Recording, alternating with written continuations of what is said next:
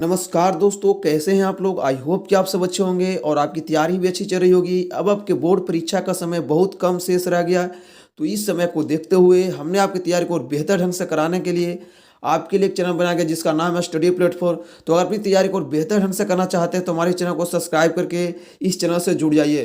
तो चलिए दोस्तों, आज की इस वीडियो में हम लोग पढ़ने वाले हैं साइंस यानी विज्ञान के कुछ महत्वपूर्ण ऑब्जेक्टिव प्रश्न को, जो आपके एग्जाम की दृष्टि से काफ़ी इंपॉर्टेंट है, क्योंकि ये प्रश्न बार बार एग्जाम में पूछे जाते हैं और इस साल भी पूछे जाने की संभावना है। तो आप लोग वीडियो को बिना स्किप के वीडियो को लास्ट देखिएगा और इन सारे प्रश्नों को आप लोग याद करते चलिएगा। तो चलिए, हमारा सबसे पहला प्रश्न है कि पाइरूवेट के विखंडन से कार्बन डाइऑक्साइड जल तथा ऊर्जा देता है, यह क्रिया होती है। तो पाइरूवेट के विखंडन से कार्बन डाइऑक्साइड है जल तथा ऊर्जा देता है, यह क्रिया किसमें होती है। तो हमारा राइट ऑप्शन हो जाएगा ऑप्शन बी, यह क्रिया माइटोकॉन्ड्रिया में होती है। तो चलिए हम अगले प्रश्न की ओर बढ़ते हैं।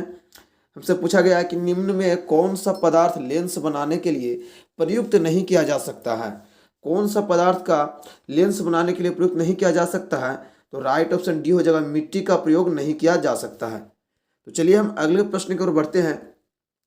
हमसे पूछा है किसी बीम का वास्तविक प्रतिबिंब समान आकार का प्राप्त करने के लिए हेतु बीम को उत्तल लेंस के सामने कहाँ रखना चाहिए। तो समान आकार का प्राप्त करने के लिए उत्तल लेंस के सामने कहाँ वस्तु को रखना चाहिए। तो राइट ऑप्शन ये हो जाएगा, फोकस पर रखना चाहिए। चलिए हम अगले प्रश्न की ओर बढ़ते हैं। पूछा यार हमसे कि समान दृष्टि से वयस्क के लिए सुस्पष्ट दर्शन की अल्पतम दूरी लगभग कितनी होती है। अल्पतम कहने का मतलब कि न्यूनतम दूरी कितनी होती है। तो राइट ऑप्शन सी हो जाएगा, 25 सेंटीमीटर की दूरी अल्पतम दूरी होती है। तो चलिए हमारा अगला प्रश्न है कि लोहे की परमाणु संख्या कितनी होती है। तो लोहे की परमाणु संख्या कितनी होती है। तो राइट ऑप्शन बी हो जाएगा, 26 होती है लोहे की परमाणु संख्या। तो चलिए हम अगले प्रश्न की ओर बढ़ते हैं। हमसे पूछा है कोई विलयन लाल लिटमस को नीला कर देता है तो उसका पीएच मान कितना होगा। और कोई विलयन है लाल लिटमस को नीला करता है तो उसका पीएच मान कितना होगा। तो इसका राइट ऑप्शन हो जाएगा ऑप्शन बी, 10 हो सकता है, क्योंकि वो क्षार विलयन होगा और क्षार का पीएच मान हमेशा 7 से ज़्यादा होती है। तो चलिए हमारा अगला प्रश्न है कि आधुनिक आवर्त सारणी में वर्गों की संख्या कितनी है। तो आधुनिक आवर्त सारणी में वर्गों की संख्या कितनी है। तो राइट ऑप्शन भी हो जाएगा, वर्गों की संख्या 18 होती है आधुनिक आवर्त सारणी में। अगला प्रश्न है कि CHO अभिक्रियाशील मूलक को कहते हैं। तो CHO अभिक्रियाशील मूलक को क्या कहते हैं। तो राइट ऑप्शन ये हो जाएगा, एल्डिहाइड कहा जाता है CHO को। अगला प्रश्न है कि निम्नलिखित में कौन सा पद विद्युत परिपथ में विद्युत शक्ति को निरूपित नहीं करता है। कौन सा पद है जो विद्युत शक्ति को निरूपित नहीं करता है।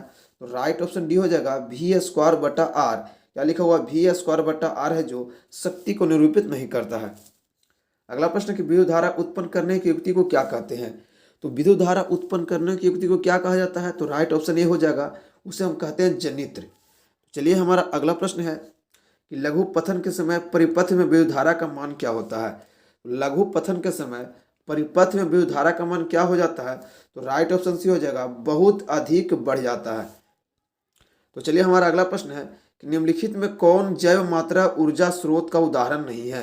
निम्नलिखित में से कौन है जो जैव मात्रा ऊर्जा स्रोत का उदाहरण नहीं है। तो राइट ऑप्शन सी हो जाएगा, नाभिकीय ऊर्जा है जो ऊर्जा स्रोत का उदाहरण नहीं है।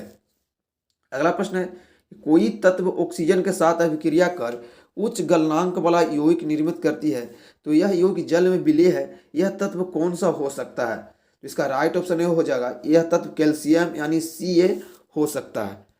अगला प्रश्न है कि एथेन का आणविक सूत्र C2H6 है तो इसमें कितने सहसंयोजक बंधन पाए जाएंगे। तो बताना कि एथेन में कितने सहसंयोजक बंधन पाए जाते हैं और इसका सूत्र क्या होता है। तो C2H6।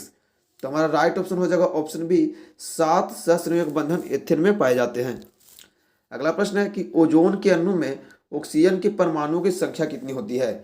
तो ओजोन के अणु में ऑक्सीजन के परमाणुओं की संख्या कितनी होती है। जैसे कि हम पता है कि ओजोन का आणविक सूत्र होता है O3, मतलब 3 ऑक्सीजन परमाणु से मिलकर बना होता है। ऑप्शन सी इसका बिल्कुल सही जवाब हो जाएगा। अगला प्रश्न है कि मनुष्य में वृक्क एक तंत्र का भाग है जो किससे संबंधित है। तो मनुष्य का वृक्क किससे संबंधित होता है। तो हमारा राइट ऑप्शन हो जाएगा ऑप्शन सी, वृक्क होता है जो उत्सर्जन से संबंधित होता है। चलिए हमारा अगला प्रश्न है कि दो तंत्रिका कोशिका के मध्य खाली स्थान को क्या कहते हैं। दो तंत्रिका कोशिका के मध्य खाली स्थान को क्या कहा जाता है? तो राइट ऑप्शन बी हो जाएगा, सिनेप्स कहा जाता है। क्या हो जाएगा? सिनेप्स। चलिए हमारा अगला प्रश्न है कि पराग कोश में क्या होते हैं? तो पराग कोश में क्या पाए जाते हैं? तो राइट ऑप्शन इसका डी हो जाएगा, पराग कोश में परागकण पाए जाते हैं। अगला प्रश्न है कि विकासीय दृष्टिकोण से हमारी किससे अधिक समानता है? विकासीय दृष्टिकोण से हमारी किससे अधिक समानता है? तो राइट ऑप्शन इसका बी हो जाएगा, चिंपैंजी से है। क्या हो जाएगा? चिंपैंजी। अगला प्रश्न है कि मुकुलन द्वारा अलैंगिक जनन किसमें होता है? तो मुकुलन द्वारा अलैंगिक जनन किसमें होता है?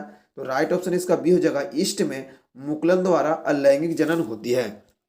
तो आशा करता हूं दोस्तों कि आपको आज का वीडियो पसंद आया होगा और इन सारे प्रश्नों को आप लोग याद भी कर लिए होंगे। अगर वीडियो पसंद है तो वीडियो को लाइक कर दीजिए, चैनल को अभी तक सब्सक्राइब नहीं किए हैं तो चैनल को भी सब्सक्राइब कर लीजिए। चलिए दोस्तों, मिलते हैं अगले वीडियो में, तब तक के लिए जय हिंद, जय भारत।